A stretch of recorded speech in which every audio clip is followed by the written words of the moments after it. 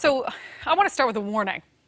This is going to be long, and it might not be the most exciting thing I've ever talked about on this segment.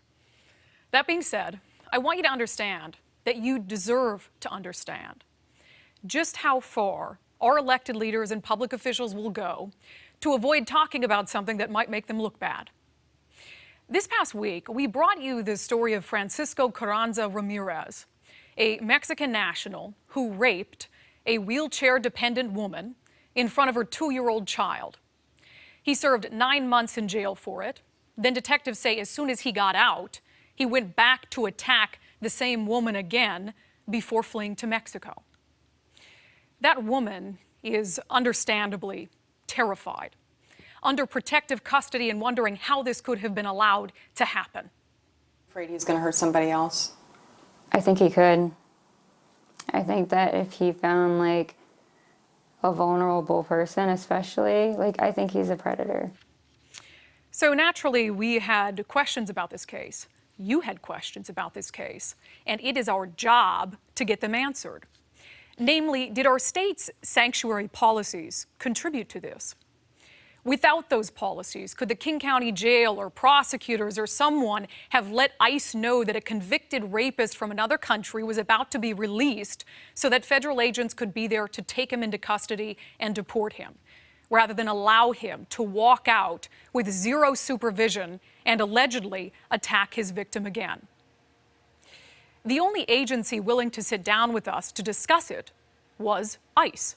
We have to find sources of information that are available to the public to try to even determine who is in the local jail. So oftentimes we are only going to know after the fact. We were not alerted that this person was going to be released from local custody. So to fill in gaps in the story, we reached out to other agencies, like the King County Superior Court, for instance. We wanted to know whether there would be an effort to bring Carranza Ramirez back to the U.S. for violating conditions of his release by allegedly attacking his victim again. The communications director for the court offered us this bizarre email. She wrote, "He does have warrants out, but he probably won't be, we probably won't be, exercising the extradition process. Winky face." Do you see it down there? Let's remove that super quickly.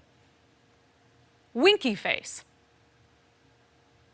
We probably won't be using the extradition process. Yes, that is a winky face in response to an email about a convicted rapist. A winky face. Keep in mind, this is not someone we are unusually friendly or familiar with, but we kept sending emails back and forth trying to fill in the gaps.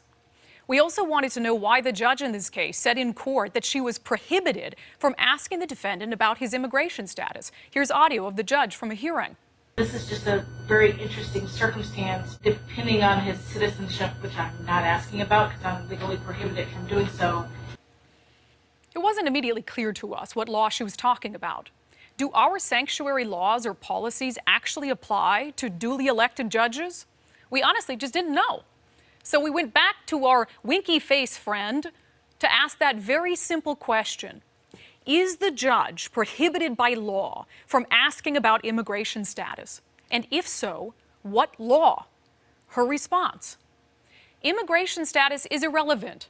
Not on sentencing, not on anything. He didn't commit this crime because he's illegal. He committed this crime because he's a bad guy. True, okay. But that doesn't even resemble an answer to our question. So we went back and forth into the evening. She sent me a link to a completely unrelated policy. I eventually asked her if there was someone else who could answer our questions, someone above her. She said no. So I reminded her in an email, this is my job, and it is in fact your job.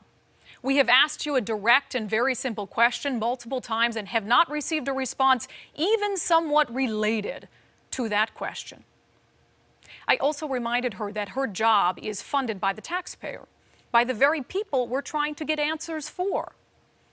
So that was our experience with the court. Hopefully we had more luck elsewhere, right?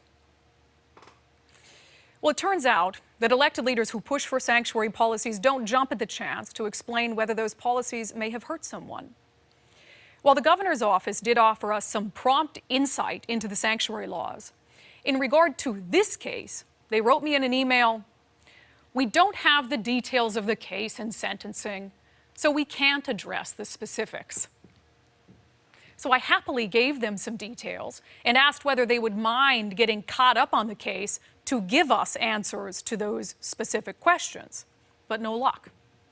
So on to the King County executive, Dow Constantine, someone who has been a fierce advocate for sanctuary policies. Surely he'd be willing to defend those policies.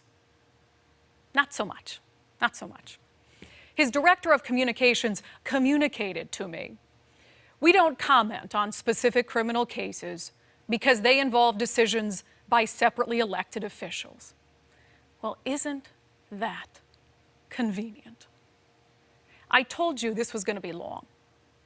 And truth be told, there are so many more emails I could have shared. Whether you agree with sanctuary laws or not, there is a problem here. It is a problem when the people we elect and those whose salaries we pay are unwilling or unable to defend or explain the decisions they make and how they impact the people they serve. It's a problem when they can't even acknowledge or offer sympathy to a wheelchair-dependent woman who was raped in front of her child. And it is a problem when they shrug off questions as if her story is an inconvenience or a distraction.